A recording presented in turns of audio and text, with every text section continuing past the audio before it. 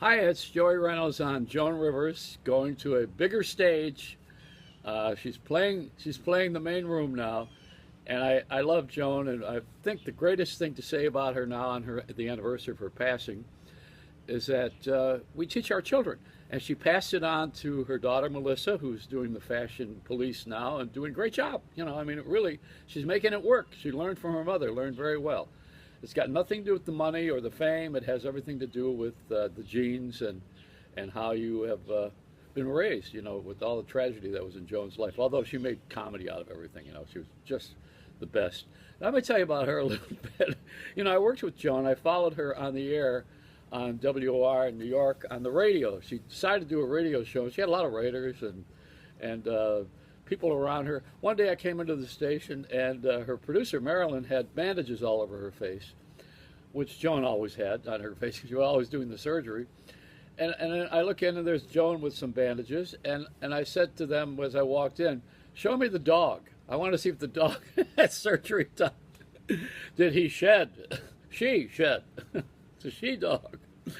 But Joan was always a good sport with everything, and I had a friend in common with her over at Bergdorf Goodman, big expensive department store, because Joan was very fashionable, and I'm dressing like this in her honor, although I should wear a suit and tie, but not in Florida.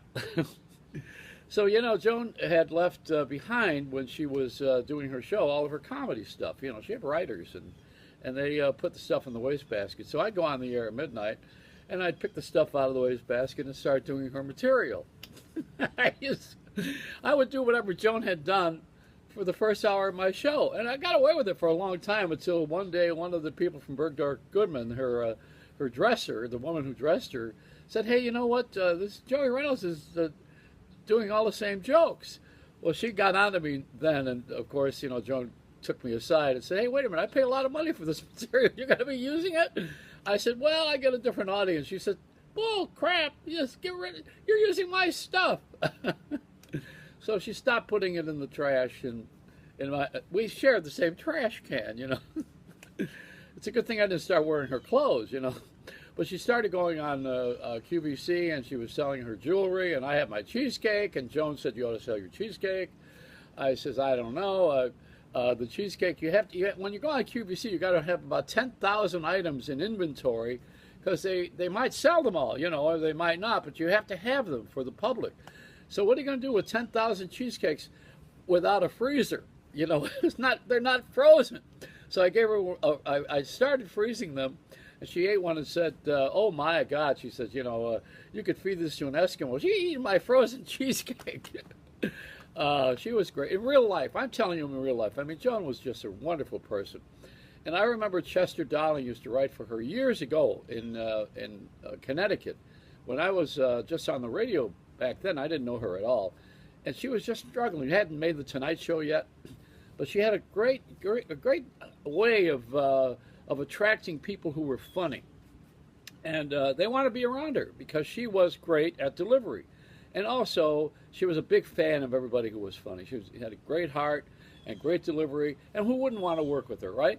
So Chester he would write some material for her that was just unbelievable. And he made her even funnier. But I'll tell you about Gary Owens. One day Joan was booked in L.A., and Joan was late for the appearance. It was a banquet. And there's we're in the ballroom of the, I forget what hotel it was. I think it was the Americana or something. I forget what hotel. Anyway, we were sitting there waiting for Joan, and Gary Owens had his tuxedo on, and he said, he pointed to the chandelier on top of the dining room, and he said, "That's Elizabeth Taylor's IUD." Joan loved that joke, loved it. She says, "I heard that," when she came out there. She says, "I heard that. You're not going to say that about me." But we're all in good spirits with Joan, and we'll never forget her. I mean, she was just the best. And I even like her emceeing the Oscars. I thought she was the female Johnny Carson, as it were.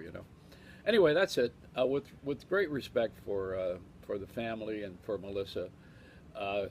God, I think, is being highly amused by Joan, and not